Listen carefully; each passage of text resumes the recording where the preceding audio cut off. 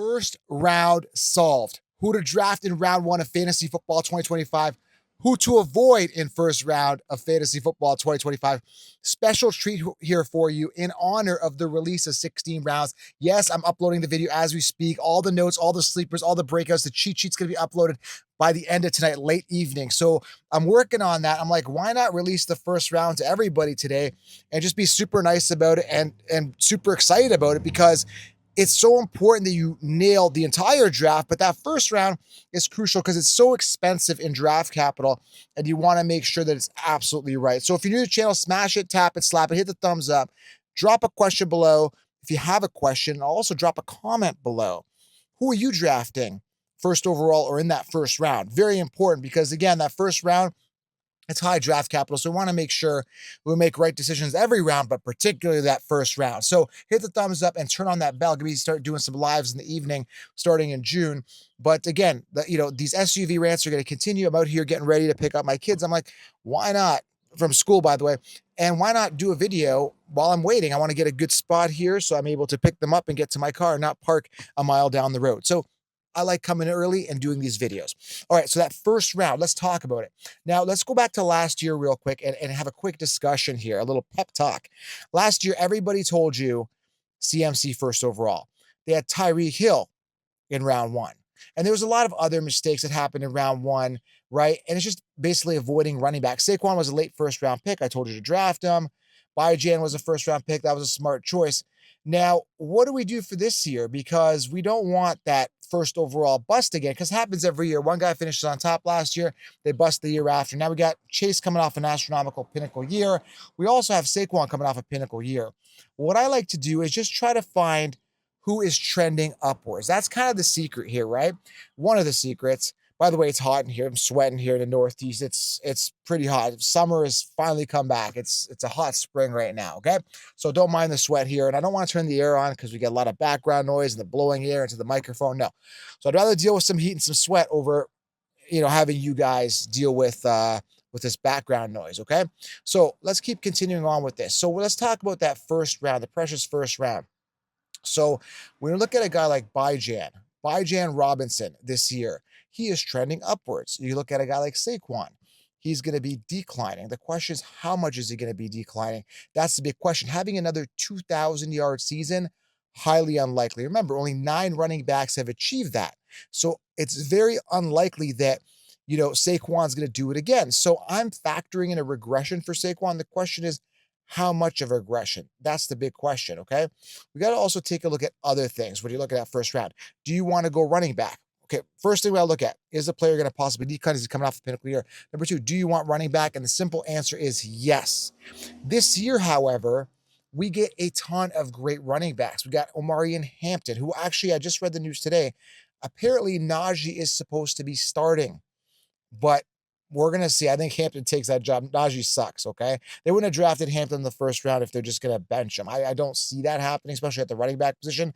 Running backs tend to come off in later rounds, so if you're investing a first-round pick, you're the starter, unless I'm not seeing something, right? So there's a ton of great running backs in those mid-rounds that are rookies, particularly sliding into, running back 1 spots. If you want all of them, grab 16 rounds below, use code WIN to save. So I still think you should go running back round 1, but I don't necessarily think you need to go running back round 2. And I think there's some solid running backs round 2 as well. So if you want to go wide receiver, if you want to get a Jefferson or a Malik Neighbors or even a Ja'Marr Chase, I think that's okay.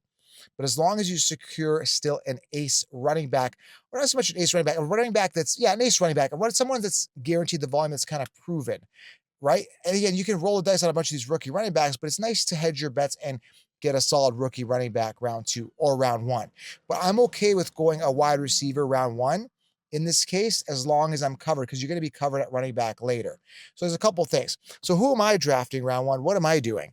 Now, here's the thing, right? If you draft 12th, a lot of these running backs are gone. Who's available at round 1? Who's coming off round 1? Let's talk about it. Bijan, Genty, Gibbs, Saquon, just to name a few, right? I mean, Henry could fall late round 1, unlikely.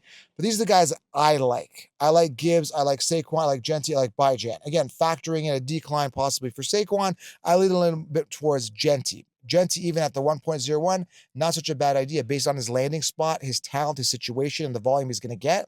Why not?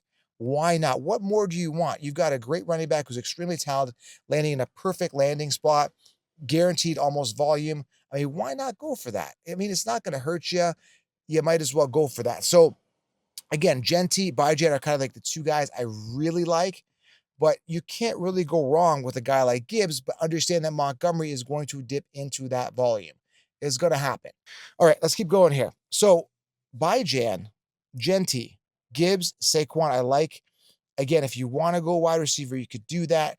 I would be careful, like I said, downtrending players. I've been watching training camp as well, and Travis Hunter has been looking like he could be possibly be the wide receiver one there in Jacksonville.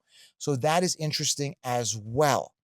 So I would probably like the round 5 value of a Hunter than a first round value of Brian Thomas Jr., right? So again, it's about thinking, it's about looking at situations like who's trending up, who's trending down, how do these committees look? Now there's wide receiver committees now, which is crazy.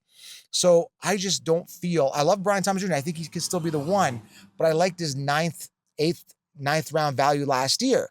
So this year in 16 rounds, and in my content, we're going to be looking for the next Brian Thomas Jr. I'll tell you who it is, right? And then you guys could draft him for value and avoid him in round 1. He's just very expensive.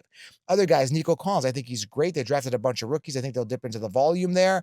I think still Nico is great. I still think he's the one, but he's got a lot of competition, right? A.J. Brown, solid, but does he having a Super Bowl hangover? These are all guys in round 1 that you got to be cautious about. Malik Neighbors, I still think he's talented. I still think he gets volume. I think he's a safe late first round pick.